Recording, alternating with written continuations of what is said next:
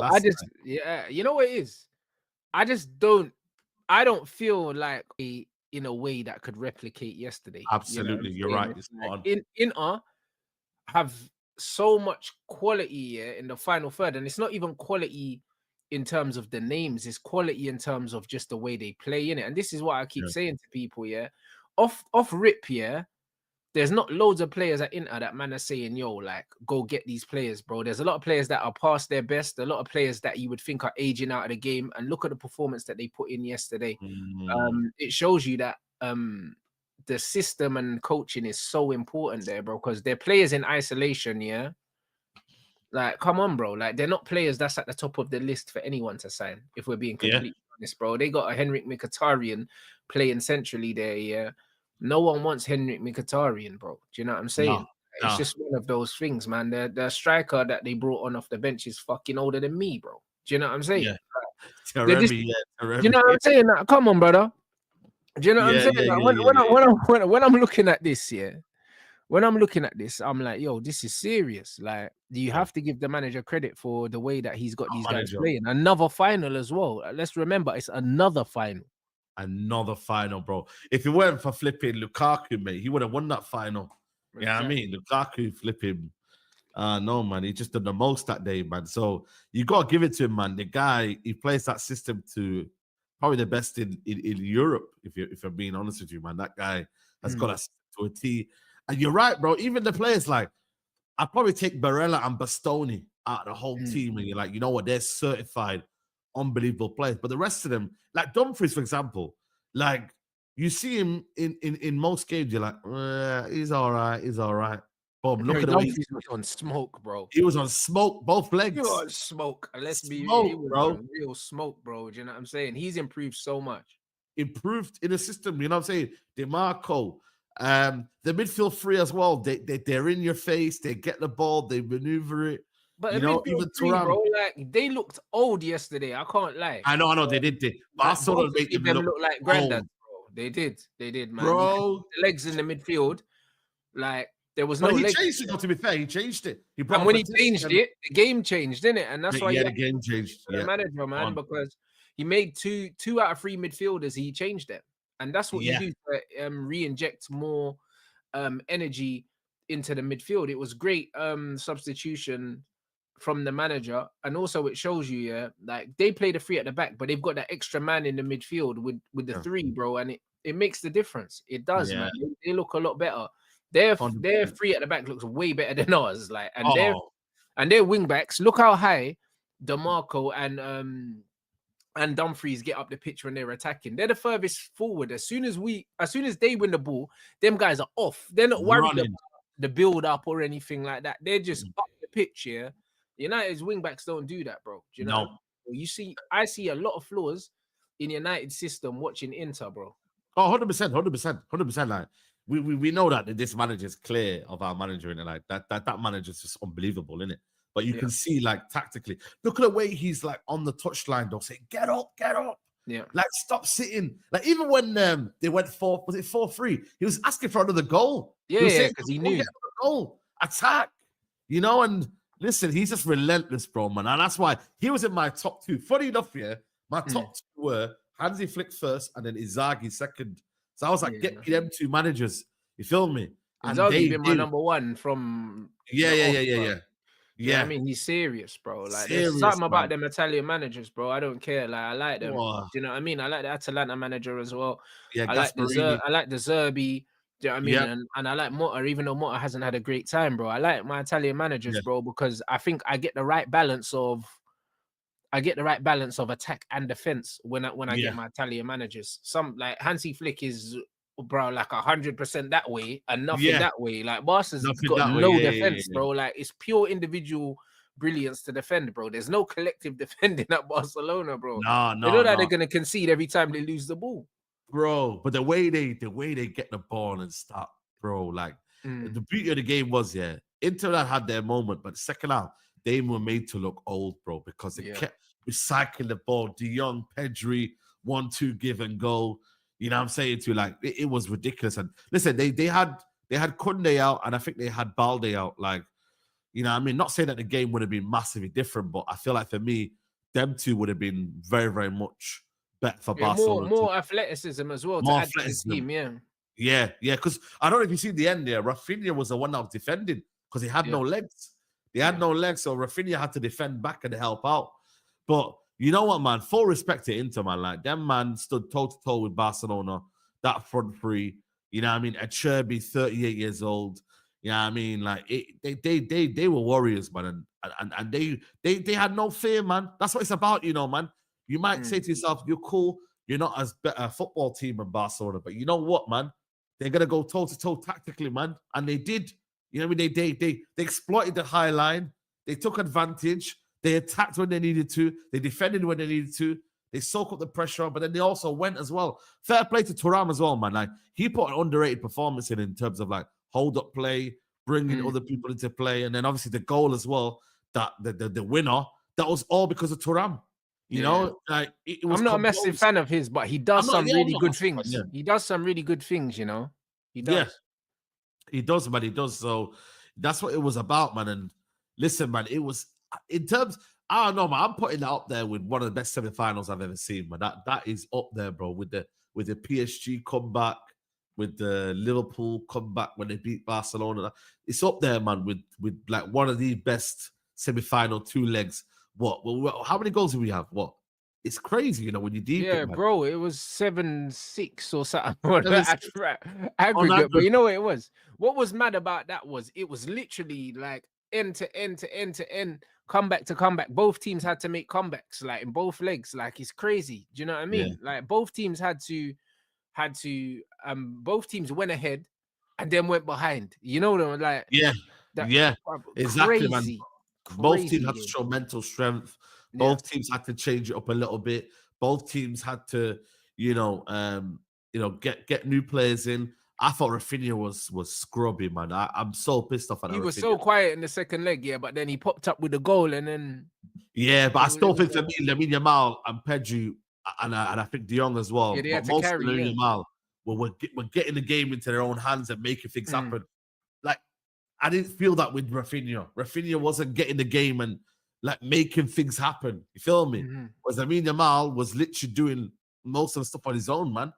Like, I felt for him at one point, but this is what happens. And they did, to be fair, on the whole, Bastoni did well in terms of like nullifying Lamine Yamal. Even though Lamine Yamal did his thing, I feel like Bastoni still had a good game. And they doubled up on him, they tripled on him. You know, they did their thing, man, to basically, make sure he ain't involved in the game as much because, boy, that was... And then Yann Sommer as well. Look at Yann Sommer. Oh, bro, listen, to think that they got him for 5 million after fleecing us for Onana, bro, I feel sick. The save that he made in the 3v2, that save, that save won into the game, because, bro, Barca go ahead there. I reckon the game's done. Like, I swear down, because Barca were in the ascendancy at the time, and the momentum was fully with Barca. It looked like Inter's legs were gone. Momentum was fully there, bro, fully in their favor. And this is what I mean, like that Yann Sommer, man. You know what, man? If you know his career, and I remember when he started his career and he played against United, I think was it Basel? And I remember he was like, yo, this Yann Sommer's a good keeper, I remember that at that time, I think we were trying to replace, I think Van der Sar or something like that. And I remember he was like on like the cuffs of like, maybe we could be my United next goalkeeper. We went for David Hare instead. You feel me? And he's been like, he's had a solid career, that Yann Sommer, man. Very, very much a solid career. I think he went to Mönchengladbach next, I think. He's a decent over there. 6 million, bro. I can't lie to you, bro. It's a steal. It's an absolute steal, bro. You get me? Because he basically saved them. You look at the saves. The one from Yamal was probably the best one when he literally went and parried it out. But he made that save look easy, I'll be honest. Like, easy, bro. He made it look easy because he sorted out his feet and he got there early. Like, he looked like he saw that the whole way. You know what I'm saying? That's the side of a top keeper, man. When you see it the whole way and you read it like that, bro, it's ridiculous, man. He got man of the match, bro. You know what I'm trying to say? So fair play, man. Them man upgraded, bro. 6 million. Them man even need to waste money, bro. You see, certain teams have been wasting that money. Them man said, you know what? Yeah, go on then. 36. This is what I mean about just get a competent keeper, man. Like Yann Sommer, like you wouldn't say like he has like outstanding qualities. Like you wouldn't say, oh, you know what, he's amazing on the ball and whatnot, but he's a very, very good, competent goalkeeper. That's all you need, bro. Yeah. His presence in the box, he collects, he demands the penalty area. You know what I mean? Like he's a presence. He's someone who you can rely upon, man. That's all you need, bro. You don't need more than that, bro. That's it. Yeah, 100%. And you know what it is? The save in the 3v1, yeah. As much as it wasn't, yeah, a great finish. Like I said, like the guys hit it back towards the goalkeeper. But bro, what people need to realize in them situations, it's the mental side of it. Because a lot of the time, as a goalkeeper, when someone gets into that area and they pass the ball across you, keepers don't even really make an attempt to save it. They kind of give up on it. Do you know what I mean? Yeah. They kind of give up on it and think, oh yeah, I'm fucked. I'm not gonna get there. But he still had to get there, bro. Do you know what I'm saying? He still had to sort out his feet. He still needs to get across. And even though the finish wasn't great, yeah, if he mentally gives up on it, yeah, he concedes anyway. Yeah. Like if that's against Onana, yeah, and it's straight at him, he probably still doesn't save it, bro. Like Bro. this is the difference. This is actually the difference. So as much as people want to say it wasn't a great finish, and it wasn't, as a goalkeeper, you still got to stay switched on. You still got to stay sharp. Especially the game in that magnitude, bro, where everything's at stake. You know, I mean, you make one mistake there, bro, it's over, bro. And this is the thing, man. It's like, you know, I think that Simone Inzaghi needed everyone like everyone there, bro. Every single player he needed on 100%. That and game the subs, bro. Like, that and the was subs full as well. squad performance. Whole squad performance. Everyone who came on. Darmian had to even come on right side of centre back and do a job as well. You get me? And he's got 35. You get me? Like they come on, they do their job. And the good thing about this manager is what he does is he squeezes out the maximum out of you, then he takes you off. So you see how he don't just wait for you to be like, you know what, that player there, I value him a lot. You know, and he makes the right subs as well, man. He done it in the last game as well. He made the right subs at halftime in the last game to nullify Barca, and then in this game again, he made the 2 midfield subs, yeah. And then that swung the game again, bro. Like when you look at the important parts of the game, the manager affected in both games, he affected it with substitutions both times, bro. And that's the sign of an elite manager. Bro, it's elite manager, bro. You know what I mean? Like, yo, listen, that's what you want, man. I don't know if he'll be there for a long time because I'm hearing that he has got 1 more year left on his contract or something like that. I just don't see him leaving, bro. Like he's comfortable in Italy, and there's no real. It's not like he can go to a bigger club. Where's he gonna go? You know what you deep? It's like Inter Milan. It's like it's a big club, man. Like what? Like Inter's massive, bro. Like massive. In Italy, you know what I mean? Like he can't go nowhere bigger than Inter, really. Do you know what I'm saying? Nah. Like that's the truth. So unless Real Madrid came involved, but they're not going to play a back three, are they? They're not going to play that. There you go. Kind of and he's not a Real Madrid manager. Do you know what I'm saying? Like he's not. He's not. I don't think he's flexible enough to be a Real Madrid manager. Yeah. So I just don't see him leaving. I don't see him leaving. The only time I see him leaving Inter is if maybe he just wants a break from management and he's just gonna chill. Yeah. But I don't see him going anywhere else. Yeah, 100%. You know what I mean? Like I said, you know what it is? Yeah, it's just one of them where you're playing Champions League football. You're gonna be winning like Serie A now. Them and Napoli are strong, but Inter Milan have been strong for the past couple of years now. They've been like in the title race for the past couple of years now. So them man are strong, bro. Like you got like their mental strength, bro. I'm telling you now, like it's not the most talented Inter squad we've ever seen, you know, Rants, you know, like when you deep in it's far from it. It's far from it. But you know what, man? They have determination, they got mentality, you know, and they've got like, you know, and the last time they won it, 2010, they had like world-class players like all over the pitch, bro. Do you know what I mean? Like, and this ain't the case now, bro. They've got loads of past their best players and players that aren't top level. And for him to put together cohesive performances like that and to have these guys so well coached, because it's definitely the coaching. Yeah, 100%, bro. 100%, man. You know what I mean? And it's one of them where you try and link it to Amarin and whatnot, and you're like, yeah, cool. But you know what it is sometimes? It's the intent in which how you coach as well, man. When you're drilling it into these guys, you can see these guys are well drilled, man. Like, you know, when you're doing this constantly, you're well drilled. It just goes into these players, bro. You know what I mean? Bro, as soon as Inter win the ball, everyone just knows where to be. When they lose the ball, everyone just knows where to be. And this is as much as people talk about having the young players and the mobile players, but this is where a lot of the experience of a lot of these Inter players comes into it. They just know what to do. They're so street smart in certain situations, and also they don't lose their head here when they concede, bro. And that comes from experience as well. You know what I'm saying? And people say that about Real Madrid in Europe.